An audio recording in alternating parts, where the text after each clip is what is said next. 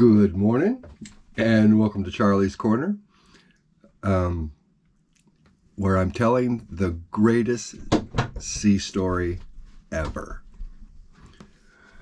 In my last episode, I talked about Noah, arguably the most famous mariner of all time. The guy in middle age, he built a huge boat, 510 feet, loaded it up with his family, his wife, 3 sons, their wives, all the little animals and all the provisions they need. And then came the rain. And, you know, the people there, they would have been ridiculing him, giving him some giving him the razz, till that rain came down. And a lot of people, when they read this story, they just read through it. You don't actually think about what's going on. I mean, for this period of time, rain was pouring down, water was coming up from below, and eventually the whole earth was just flooded. All right.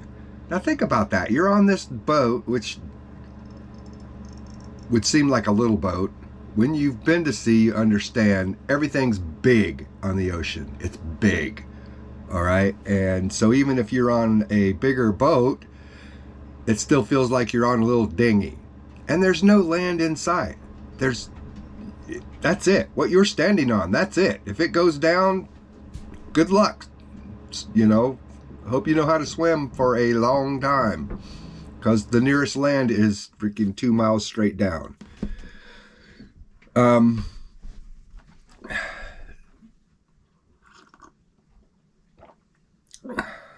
Now, we're going to move on today with that story, continue the story.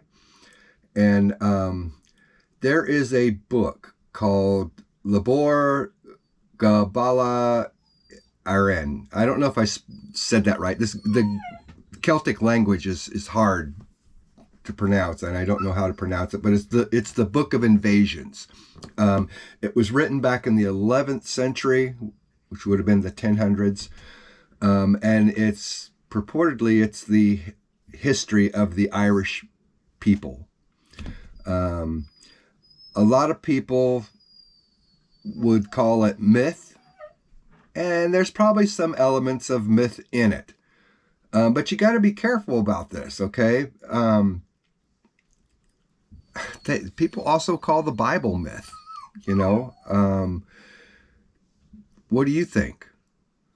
And even though some people will acknowledge the historical fact that Jesus lived, they attribute some of his stories to myth that was created after his death. And so you got to be really careful when you look at something and say, well, that's just a myth. Well, a lot of myths are based on fact. So this book, it tells the story of a Scythian king named Fenius Farsaid, who was a descendant of Noah's son, Japheth. Yeah, Japheth, the oldest son, Japheth. He was the descendant of his son. And Scythia, I'm not expecting you to know where Scythia is, so let's take a look at a map, and I'll give you an idea of where all this is going on. Okay, Scythia is this area right up here.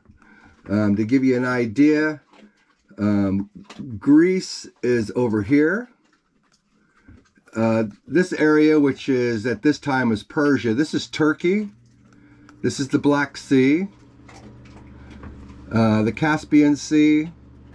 This is the Persian Empire, where there's Iraq and Iran, Egypt. Down here is Egypt. This is Israel. All right. So you got an idea what we're talking about? This is Scythia. And Fenius Farsaid was the king of this kingdom right here, on the north of the Black Sea. Just to give you a reference, Babylon is right here. This is Babylon. That'll come in. I'll be telling you about Babylon.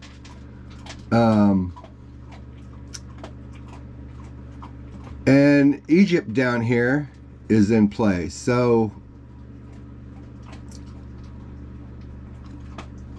it's basically the seat of civilization, Western civilization as we know it. Assyria, Persian Empire, Babylon, Scythia. All right? So that's where the area where we're talking about. Okay, so Fenius, king of Scythia, he's one of the 72 chieftains that built Nimrod's Tower of Babel.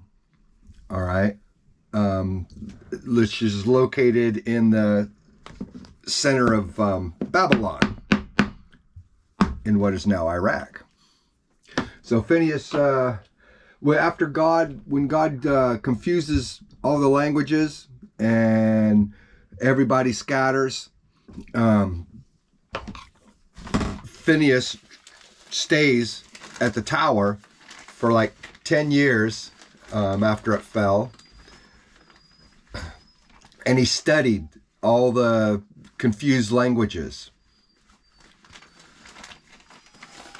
Over that 10 years, Fenius crafts, he comes up with the Gaelic language out of, he takes these 72 confused languages and he invents this Gaelic language.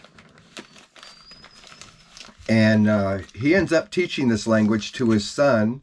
He has a son named Nell, and he teaches Nell, who was born at the tower at the time, teaches him this language.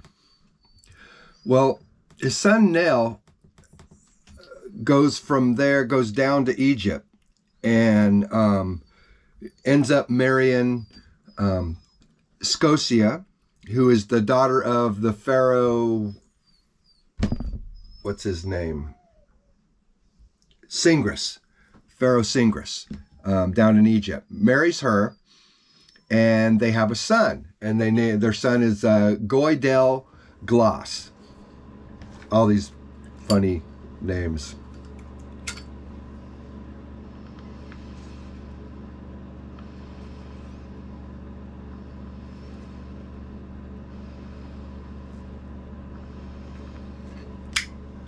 Well, of course, since Nell is his dad, he teaches Goidel that Gaelic language. And Goidel and all his people, the Gauls, they leave Egypt and they go back up to Scythia. And they settle in Scythia, and now Goidel is the king of Scythia. All right. Now, several generations pass, a lot of generations pass, time passes.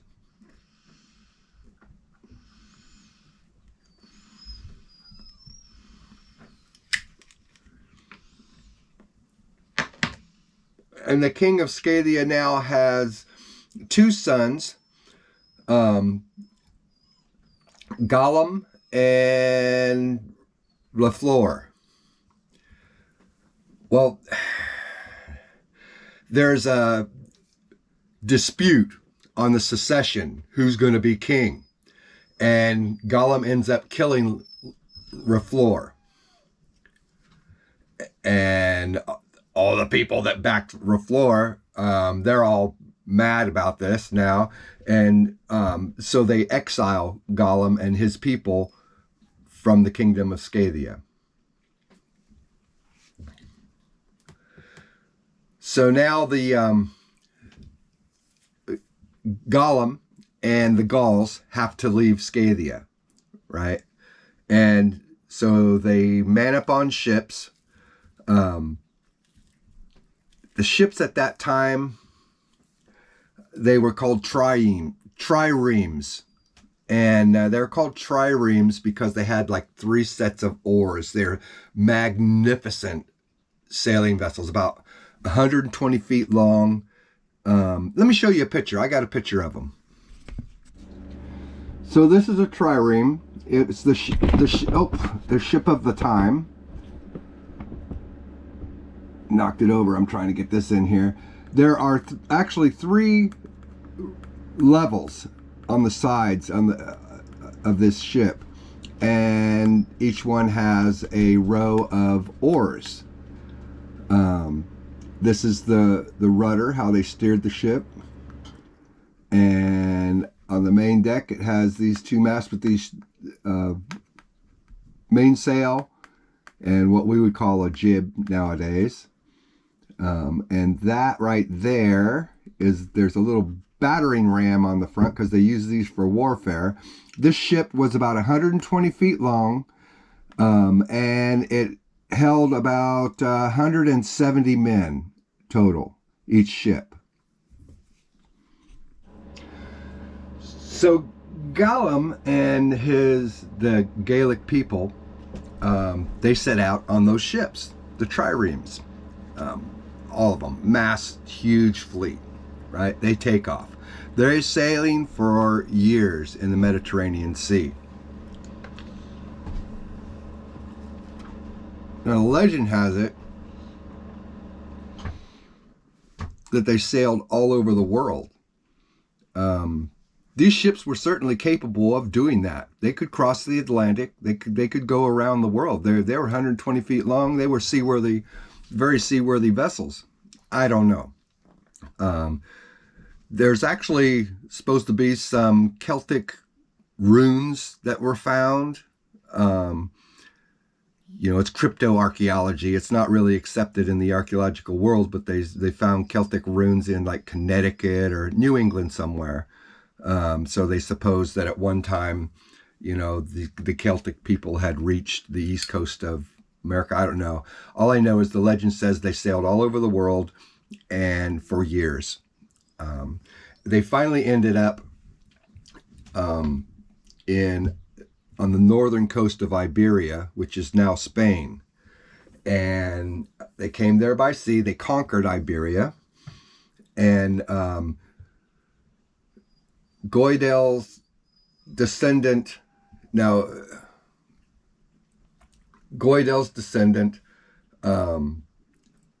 Brogan, he founded a city called Brigantia, and he builds a tower on this cliff that overlooks the sea on the northern shore of Iberia. Here, let me show you a map of where I'm talking about.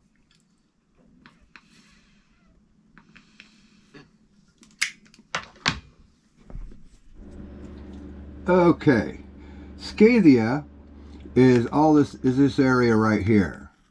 Looks like it was Ukraine, Russia, Georgia, Romania. All this area on the north side of this Black Sea was Scythia. So these guys set sail, and they go through. They sail all through the Mediterranean, go through the Straits of Gibraltar. Now, it says they went worldwide. You can take it or leave it. But they ended up years later right here on the northern shore of Spain. All right. And they founded that city right there. Now, have a look. If you look straight to the north, here's Ireland. All right. Just keep that in mind, and I'll continue with the story. Okay. So King Brogan, he founds this city called Brigantia, and he eventually has 2 sons, and the sons' names are Ith and Mil, and Ith was kind of an intellectual. He liked to write, think about things, study, and so this tower that his dad had built, he goes up on top of this tower often to sit and contemplate and think. And one day he spots real far on the horizon, he spots this dark line, like this in it's a mysterious land to him, and he wonders, what it is. Curiosity, right? What's over the horizon? I know that feeling. Apparently it was bred into me genetically.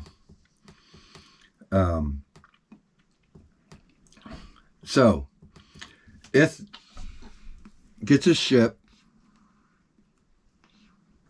one of those triremes, and he sails to this island. It turns out it's an island. Sails to the north to this island with a group of men, and he's welcomed there by 3 kings.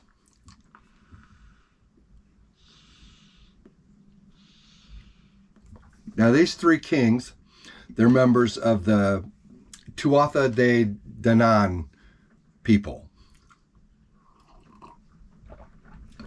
Tuatha De,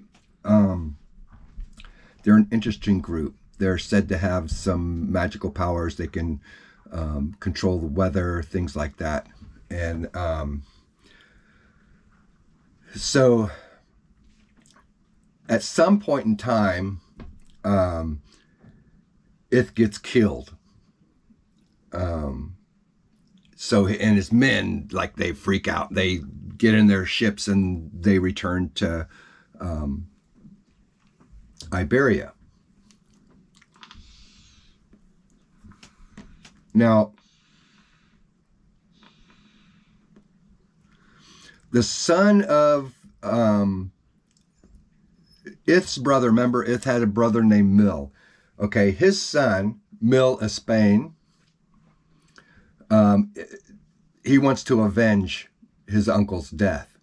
And so he gathers up an invasion force in these triremes, like massive force in these triremes. And he sails back up to this island. They land on the island and they fight these people, the Tuatha De. And then they make their way to Tara, which is the royal capital of this kingdom. And on the way,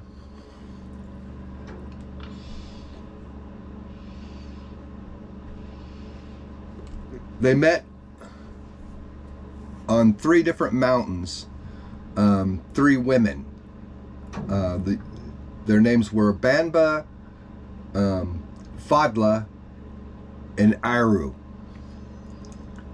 And they were the wives of the 3 kings of those people.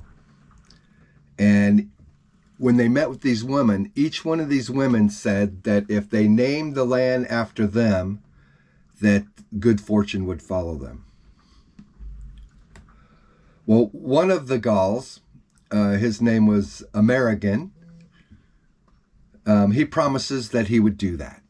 He's going to name it after one of the 3 wives.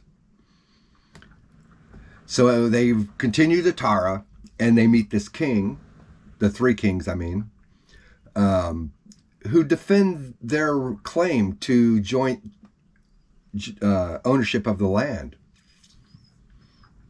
And they ask for a 3-day truce, right? During the truce, the Gauls have to stay a distance of 9 waves offshore of the land in their ships, all right? And so the Gauls agree. They go back to their ships.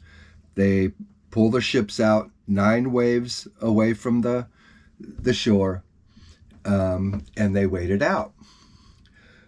But the Tuatha De, Remember I said that they had like magical powers, and so they conjured up a great wind. And so the ships are out there, and they are struggling with all these waves and the heavy winds that the people had the Tuath Day had conjured up. All right, and some of the ships sank, and it killed the people, drowned, but some of the people and some of the ships survived. American, he calms the storm, and by reciting some verse or poem, it calms the storm. And the surviving ships, they return to land. Well, these kings are afraid now, because now they're like being held at sword point, and they're like, you did us wrong, okay? And they did. They tricked them. They were trying to kill them all so that they wouldn't take over the land. But the Gauls agreed, okay, we'll take the world above, and you can have the world below.